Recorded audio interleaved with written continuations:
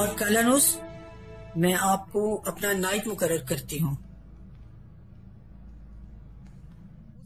میرے تمام اختیارات استعمال کرنے کا آپ کو پورا حق ہوگا.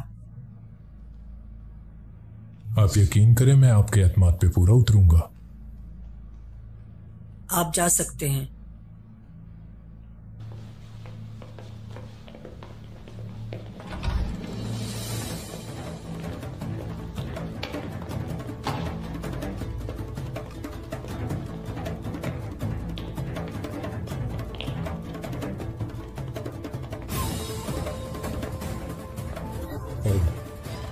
مجھے بتاؤ کلنوس، تمہیں پتہ ہے کہ تم کیا کر رہے ہو؟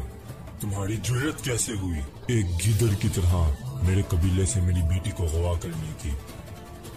میں سلیمان شاہ کا بیٹا دندار ہوں. تمہیں میرے غضب سے کون بچائے گا؟ ہاں، کون بچائے گا؟ تمہاری پتھر کی دیواریں، تمہارے لوہے کے دروازے، ان دروازوں کے پیچھے چھپے سپاہی، ہاں کون بچائے گا؟ میری بیٹی کو ابھی لے کر آؤ.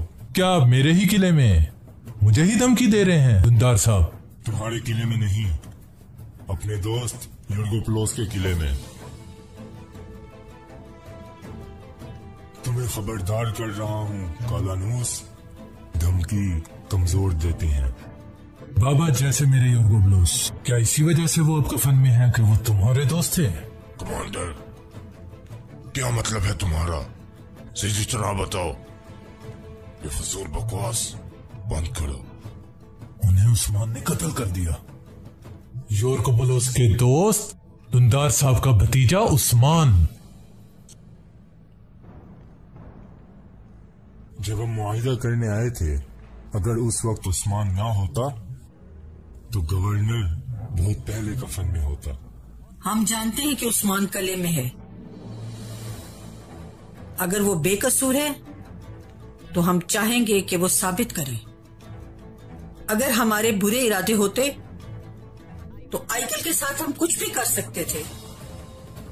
اگر تم نے آئیگل کے بال کو بھی تکلیف دی، میں اس کولو چہسار کو آگ لگا دوں گا، آگ لگا دوں گا.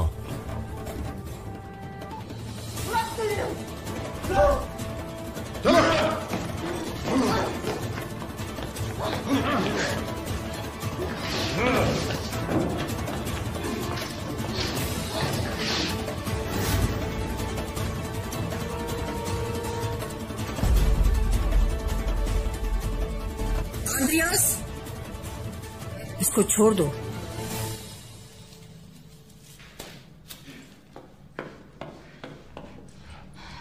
آئیگل، میری بچی، تم ٹھیک تو ہو نا؟ انہوں نے تمہیں کوئی نقصان تو نہیں پہنچایا؟ ٹھیک ہوں بابا. ان کمینوں میں مجھے چھونے کی جرت نہیں ہے. اگر ان میں جرت ہوتی تو عثمان پر الزام لگانے کے بجائے یہ گورنر کے قاتلوں کو تلاش کر رہے ہوتے. مجھے عثمان پر بھروسہ تھا جیسے میرے شوہر کو تھا. انہوں نے اسے وہ اختیارات دیے جو کسی کے پاس نہیں تھے. میرے شوہر کا قاتل عثمان ہے. آئیگل، گواہ بھی موجود ہیں. عثمان جب تک سامنے نہیں آئے گا، تمہارے بابا اور سرداران کوئی بھی اس قلعے سے زندہ نہیں جائے گا.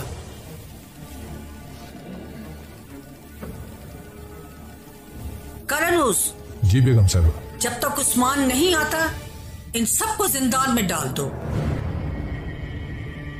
تم نے بازنطینیوں کا بدصورت چہرہ دکھا دیا صوفیہ. تم